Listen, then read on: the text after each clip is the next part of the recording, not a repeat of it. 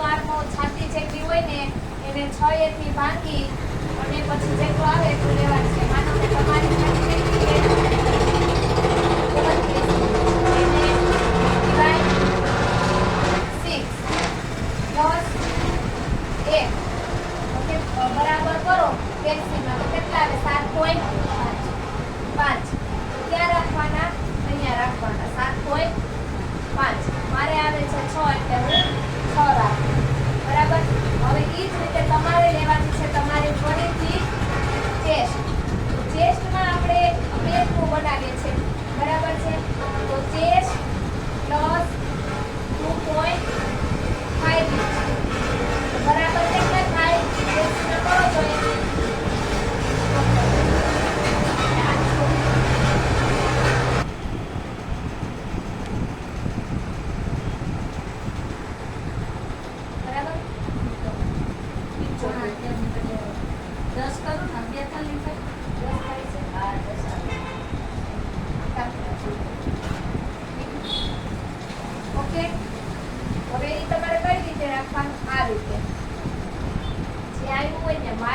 મારી ચેસ્ટનું લેવાનું છે તમારે તમારી ચેસ્ટનું લેવાનું છે બરાબર છે.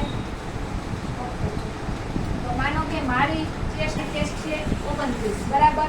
એમાં મારે પ્લસ કરવાનું છે 2.5 બરાબર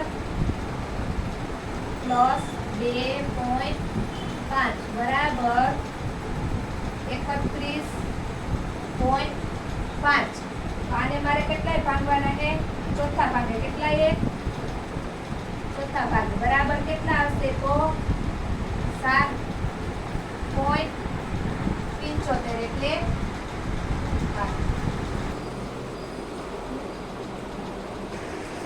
અહીંયા બરાબર. હવે મારે માર્જિન દેવાનું છે તો માર્જિન આપીશ અહીંયા 1.5 કેટલું 1.5 બરાબર. હવે મારે અહીંયાથી માઈનસ કરવાનું છે તો મારી ચેસ્ટ પ્રમાણે મારે અહીંયાથી હાફ ઇંચ માઈનસ થાય કેટલું હાફ ઇંચ આ રીતે અથવા હું 1 ઇંચ કરું તો પણ ચાલે કારણ કે મારે શોલ્ડર અત્યારે 4 નું જોઈએ છે બરાબર. શોલ્ડર રાખીને પછી કરી નાખવાનું ને બાર હા એટલે આ તમારો છે મારો અહીંયા શોલ્ડર મારે આવે છે 6.5 નો બરાબર અને તમારે આવે છે 8 નો 4 નો આવે છે માઈનસ થઈ ગયું હોય ને બરાબર નથી મારે અહીંયા હાફ ઇંચ જ માઈનસ થાય વધારે માઈનસ નથી થતું બરાબર. એટલે મારે અહીં જેટલા આવ્યા હોય ને એટલા હું રાખીશ.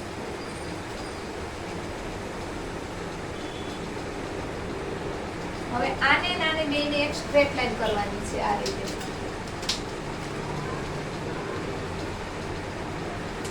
આમ માઈનસ કરવાનું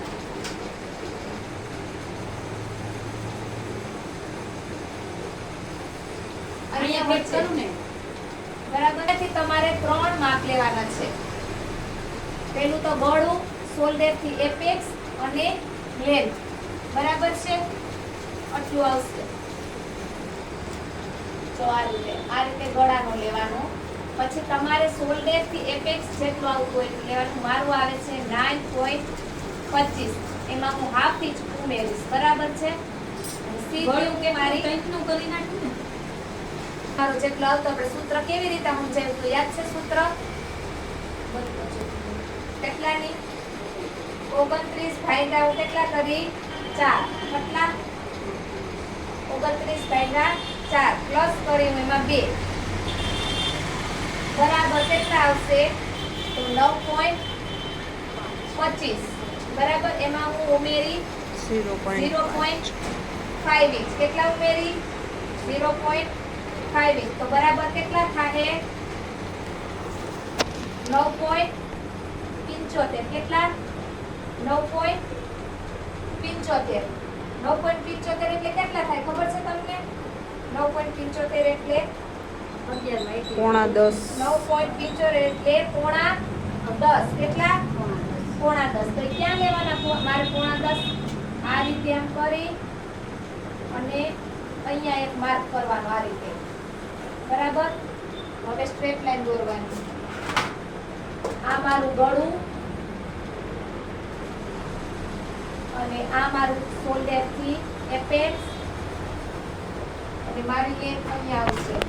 હું પ્લસ એમાં 1.5 ઉમેરીશ તો બરાબર કેટલા થાય? 11.5 સોરી 11.5 થશે. કેટલા? આ રીતે. પછી અહીંથી એક સ્ટ્રેટ લાઈન દોરવાની છે મારે. આ રીતે. શોલ્ડર થી એપેક્સ અને એપેક્સ થી લેન્થ. તો તમે જ્યારે શોલ્ડર થી એપેક્સ લ્યો એમાં હાફ ઇંચ ઉમેરવાનું. કેટલું? Half inch. કેટલું? અને અહીંયા 14 ની મારી લેન્થ છે એમાં મેં પ્લસ 1 કરું તો કેટલા થાય? બરાબર 15. પણ મેં અહીંયા 1.5 ઉમેર્યા છે તો કેટલા થાય?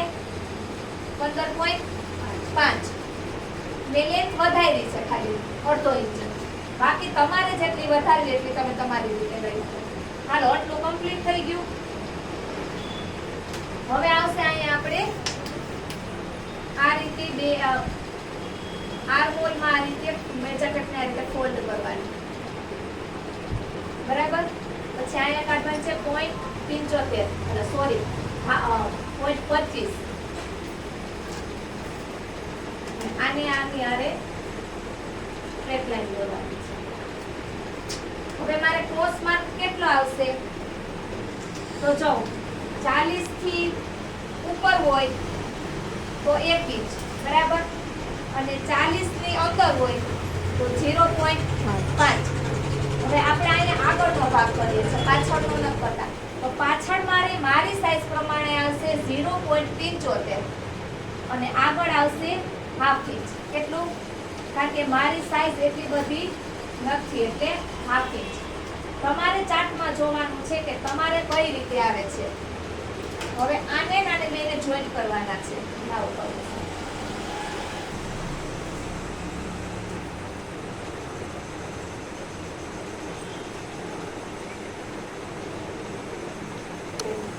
આર્મહોલ શેપ આપવાનો છે. બરાબર.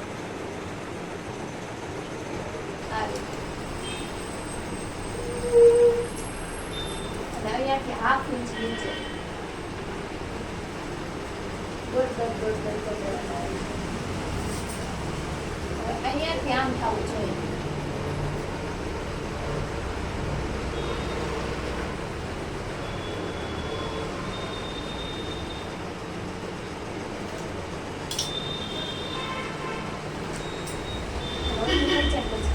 જાડી દો ઉપાડી છે 29 ની મારી ચેસ્ટ છે એને હું કેટલાય ભાંગી 10 તો કેટલા આવશે? 2.9. હવે એમાંથી હું માઈનસ કરી 0.5 ઇંચ તો કેટલા આવશે? 2.4.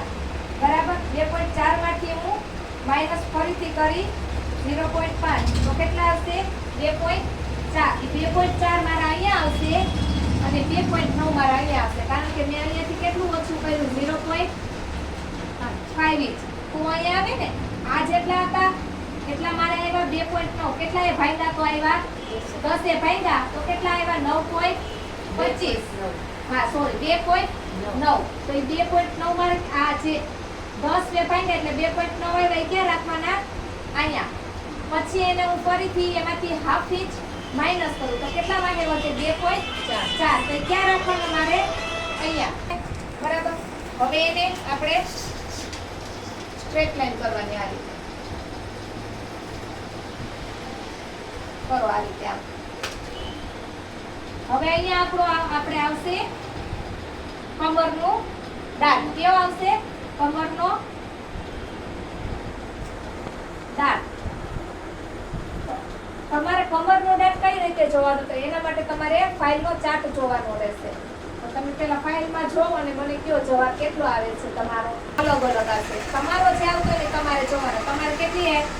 39 કમર છે ને તમારી. તો કમર 39 ની કમરની એની સામે જો જાય કેટલો દાંત લખેલો આવે છે?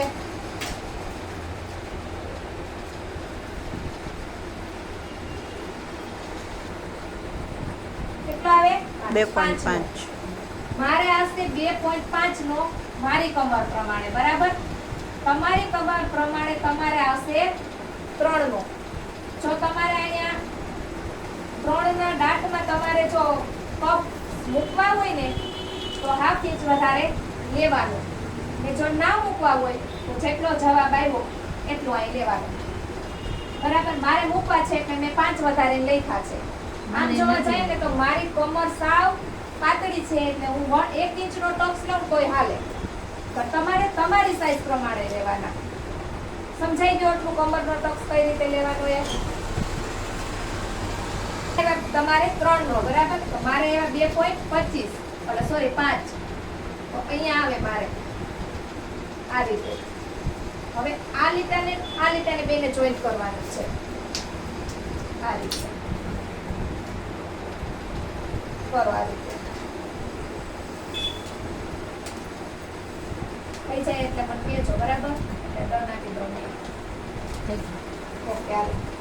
હવે આટલું હવે લેવાનું છે તમારે કમરનો દાંતને માઇનસ કરીને લેવાનો છે. કઈ રીતે? આપણો જે દાંત આવ્યો ને એને માઇનસ કરી તમારી જેટલી કમર હોય એટલી લેવાની. તો માનો કે મારી કમર અહીંયા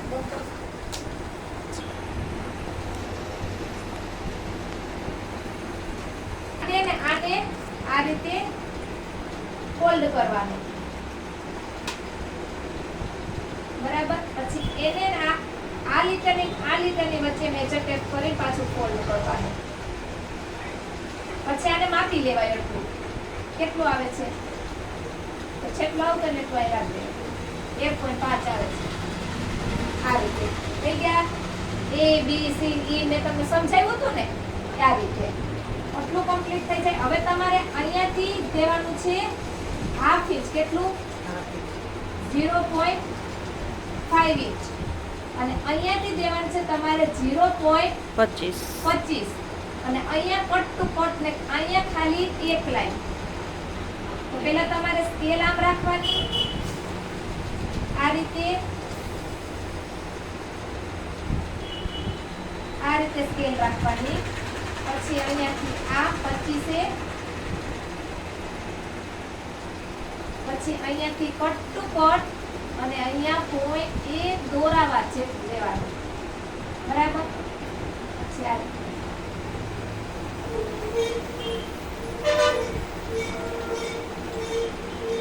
રીતે આવવું જોઈએ બરાબર. એટલું થઈ જાય એટલે મૂકીએ જો અહીંયાથી લઈને અહીંયા સુધી મેજર ટેપેથી માપવાનું. પછી અહીંયાથી ગોળાકાર શેપ આપવાનો. અહીંયા જેટલો આવ્યો ને એટલો અહીંયા આવે. અહીંયા મારે 0.25 આવે છે બરાબર, તો 0.25 જ રાખી. હવે અહીંયા 0.25 આવે તો એનું ડબલ મારે અહીં લેવાનું છે. તો 0.25 નું ડબલ કેટલું થાય? હાફ ઇંચ બરાબર આ રીતે.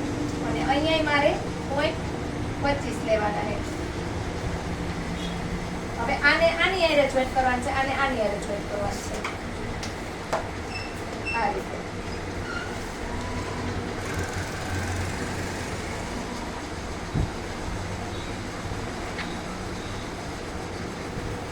દાંત હોય ને કમરનો, માનો કે તમારો 3 છે, 3 હોય 3.25 3.50 એનું હાફ કરવાનું. કેટલું? હાફ આ રીતે જેટલું આવતું હોય. તો મારે આવે છે 2.5 તો મારે સામે કેટલા હશે? 1.25. પછી એમાં મારે પાછું ઉમેરવાનું છે હાફ ઇંચ. કેટલું? અડધો ઇંચ. હવે મારે આને બેને જોઈન્ટ કરવાના છે આ રીતે. એટલે ઉમેરવાનું એટલે અહીં થતું નથી. આ રીતે અહીં નીચે પણ આર્મોલ છે ને, આર્મોલ ત્યાંથી તમારે હાફ ઇંચ નીચે આવવાનું આ રીતે. હાફ ઇંચ બરાબર. હાફ ઇંચ નીચે આવી અને તમારે આ જેટલું આવ્યું હતું 1.25 મારે 1.25 આવ્યું. તમારે જેટલું આવ્યું છે એટલી મેજર ટેપ આવી રીતે આમ રાખવાની હાફ ઇંચ નીચેથી. અને અહીંયા એક આ રીતે કરવાનું બરાબર.